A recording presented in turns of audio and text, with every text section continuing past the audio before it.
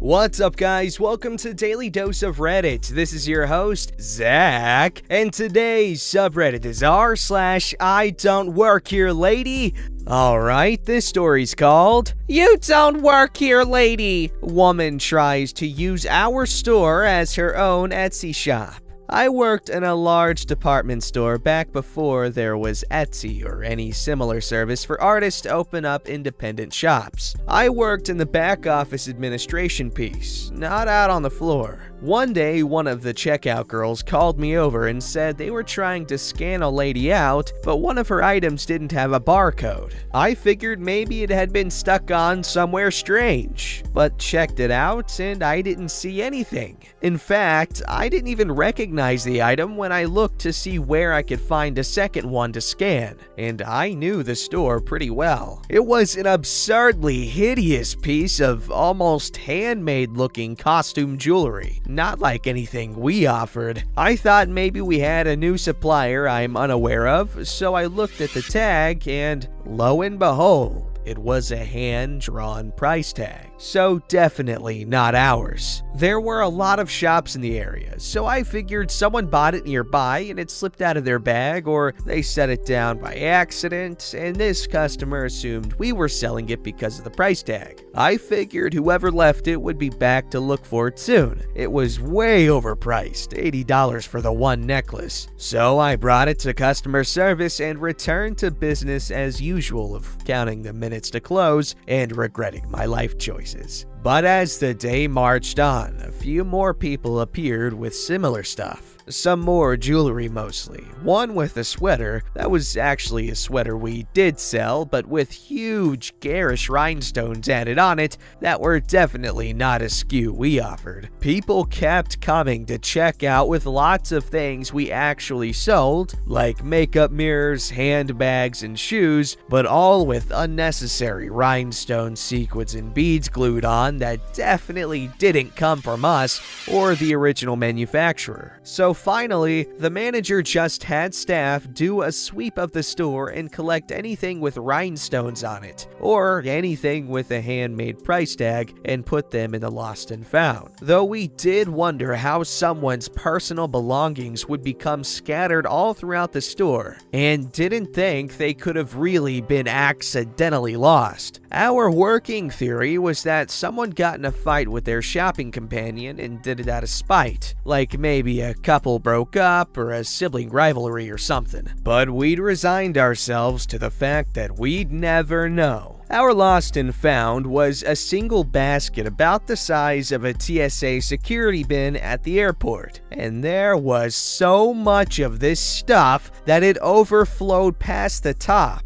So after a couple of days, we dumped it all in the trash. A few days after that, a middle-aged woman comes in, decked out head to toe, in sequins and glitter and rhinestones with neon makeup like a 6th grader would wear to their first school dance, and asked to speak to the person in charge, identifying herself as one of your partners. I knew we were about to get some answers to the other day's mystery. I stopped all my work. I was ready to hear how and why she ended up leaving half her wardrobe scattered around, and why anyone would voluntarily dress like that after 40. So I listened to her going at it with customer service, and it became clear she had bought things here. Maybe? Unclear if she'd even paid for them or not, or if she just used things from here without paying for them. She then bedazzled them, either by purchasing them or covertly bedazzling them in the store without buying the items. We never did find out which. She then put them back on the shelves and now expected to collect a check after they were purchased at an upsell price that she'd added on with her handmade price tag. Apparently, she had done this in a few stores and was going around with business cards claiming her designs, or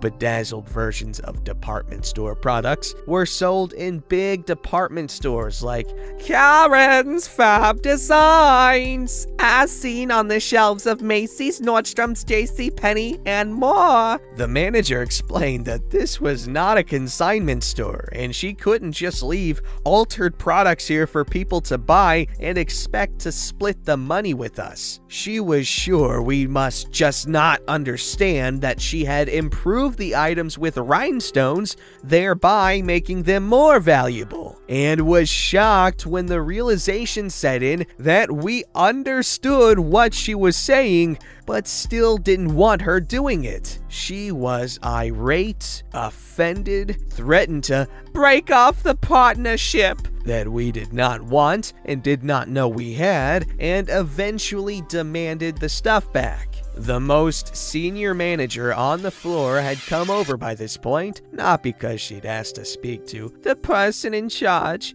but because she was causing a scene and none of us were sure what to do about being on her business card. Plus, everyone, regardless of seniority, was equally curious about the rhinestones mystery. As he explained, we'd gotten rid of the stuff because she didn't bother to explain this arrangement to any of us, and we aren't a pawn shop where you can hawk personal goods. A major argument ensued. She gave us two choices: go through the dumpster and salvage the things that you threw out, or refund me the adjusted, read upcharged, okay, cost of the items you threw out. The manager then gave her two choices: leave or be escorted out by security. The manager did worry that there could be repercussions for throwing out all her stuff, since technically corporate policy was that we were supposed to hang on to lost and found items for 7 business days. So he offered her some coupons to end things on a good note. She didn't take them and screamed at us that we needed to replace everything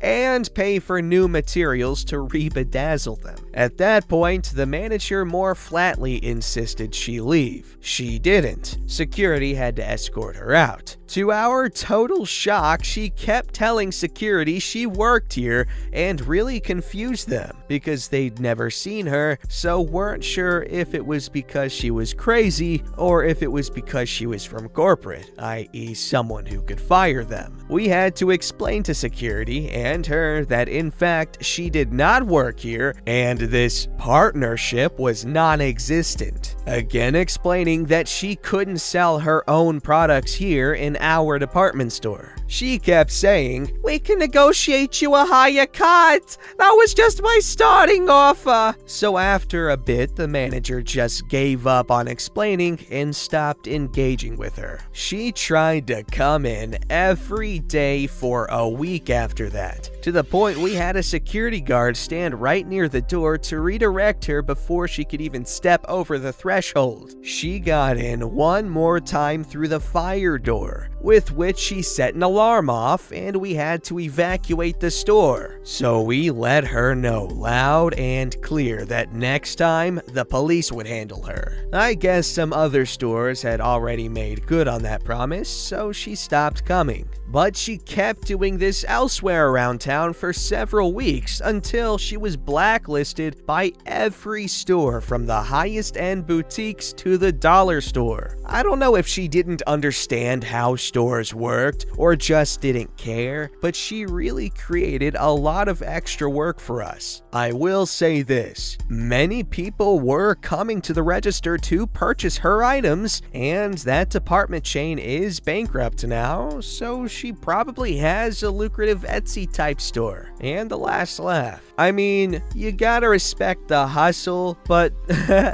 she could have been less stupid about it. This story's called How do I respect my elders? Like a professional smartass***. Done on mobile, apologies in advance, all names are fictional. So a bit of background to this utter fluke of circumstances. About a year ago, I moved back into my childhood home with my pawpaw in the volunteer state. He's a really chill guy that is just lonely because all his kids are 40 plus years old, and the only people that he talked to regularly before I came back were in the same boat. My return was only shortly before the pandemic started, so he's been cool with me staying rent-free until I find a full-time job. So we've largely been living off food stamps to get by. That being said, we make a serious grocery run about once a month. The same night I try to make a monthly steak night so we can feel like we live off more than rice, canned soup, and coupons. I spent roughly 12 years living in a household of folks practically obsessed with cooking, so I'm fairly good at it. But it's not a one-stop shop, so we do end up taking a whole day to get everything. And we always end up stopping by Wally World for the blue cheese crumbles I adore on my steak. Melt in a saucepan with sauteed mushrooms and caramelized onions with a half a cup of half and half milk. Wonderful topping sauce. Just go easy on the salty seasonings. A light sprinkling of garlic powder at most, and only sear steak in a cast iron pan before baking with toppings in an oven at 475 degrees for 2 to 5 minutes, depending on how rare you like it. Yo, I appreciate you adding that in. I like cooking too. On this particular day though, I had just come back from our local Amazon location trying to get a job. So I was dressed in nice shoes, my best blue jeans, and a blue polo shirt. If you cannot guess where this is going by now, then you haven't read enough of these stories. Though, to the credit of managers at this location, at least the fine, brave people working there, now wear uniform vests with the company logo on the back, most likely to avoid situations like these. I meet Papa there and we start shopping. As we stock up on instant ramen and yakisoba, he and I aren't talking much, shopping like a well-oiled machine. We both know what the house needs and our budget. After a while, I hear footsteps approaching from behind, and so I step a bit further from the center of the aisle so whoever it is can pass. When they get close, I stop in front of Papa's buggy to let whoever it is pass. Then I feel it like something out of a horror movie. 4 or 5 hard edges moving against the back of my neck without warning. So like most sane people, I assume something is trying to sting or bite me, and slap the back of my neck as hard and fast as my reflexes allow. Feeling my hand connect with something large, my reaction is to attempt to grab and throw it, twisting my head around to try and see what was on me.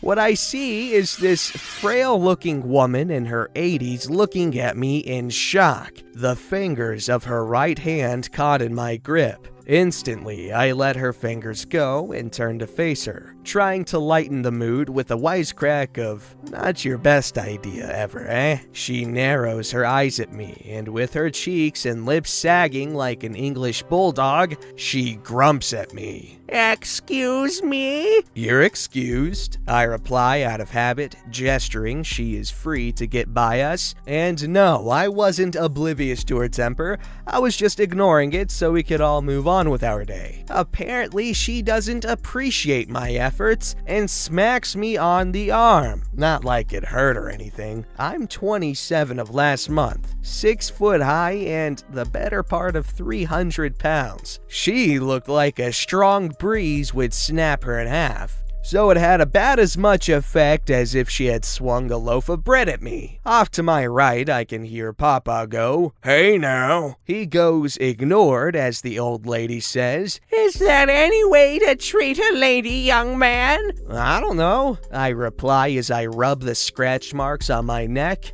"If I see one, I'll be sure to ask." Her jaw falls open to that, and she actually kicks me just below the knee. That one I actually felt, and I scowl at her. "Geez, lady, save it for the ring. Okay, Mrs. Tyson?" the first boxer that came to mind at the time. You are very rude. Where is your manager? I blink a few times and I actually smile as it clicks what's happening. I watch a lot of channels on YouTube to read out stories like these while I'm busy with other stuff. So, in my mind, what started as a scare just turned into a chance for some fun. That's what she said. Tahiti maybe? He has a timeshare there, I reply as I smirk. She huffs, rolls her eyes, still massaging her fingers.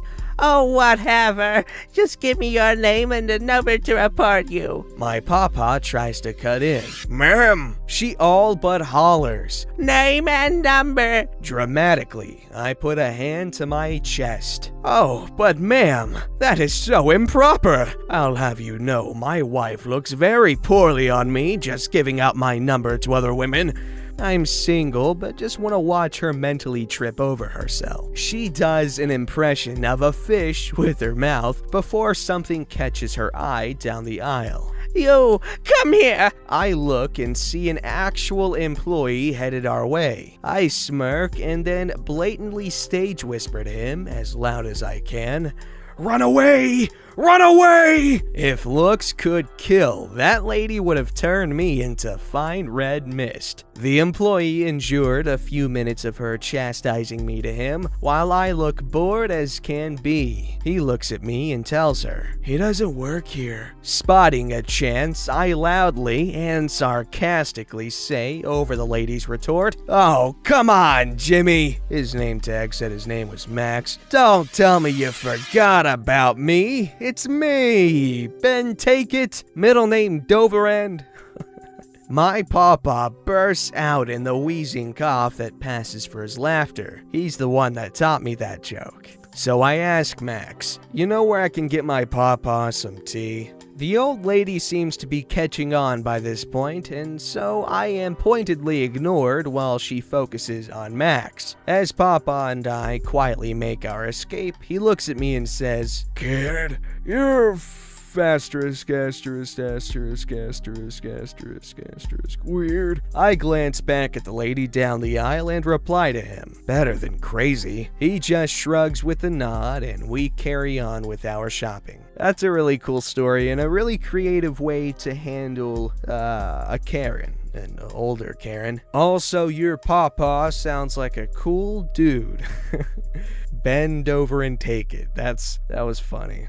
This story's called All I Did Was Put a Box Back. Background. So I'm a 15-year-old male and I was just trying to get me some shoes and yeah, that's all you need to know. So I walked into the store and I went to a certain aisle and there was this old couple. The lady, we will call her old lady for now, walked up to me and says, "Excuse me." "Yes?" "Can you get me the shoe in size 7? I don't work. Don't lie to me. I saw you restocking shelves. Yeah, they weren't my size. For reference, this store wears green polo shirts and black slacks. I was wearing a red, blue, and white shirt with gray joggers on. Ma'am, I don't work here, nor am I wearing the uniform. Don't make me get your manager and get you fired." At this point, I had enough and started to walk away trying to find my father. This crazy bimbo grabs my arm, saying, "Why are you not helping me? This is so going to get you fired." I thought I was gonna start bleeding if she kept squeezing my arm like that.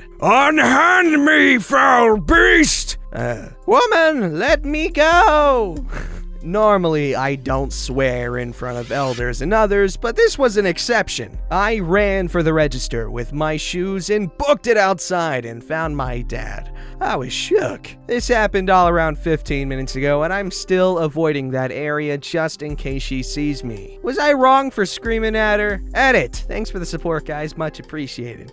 Small update. I said old couple, and this Karen's husband did love all. He didn't do anything when I ran and screamed, nor interfere while his wife was assaulting me. So do you think he was unaware or just watching out to not get them in trouble? Honestly, if you if you've been married to a woman like that for that long, I'm assuming you just kind of go apathetic after a bit because,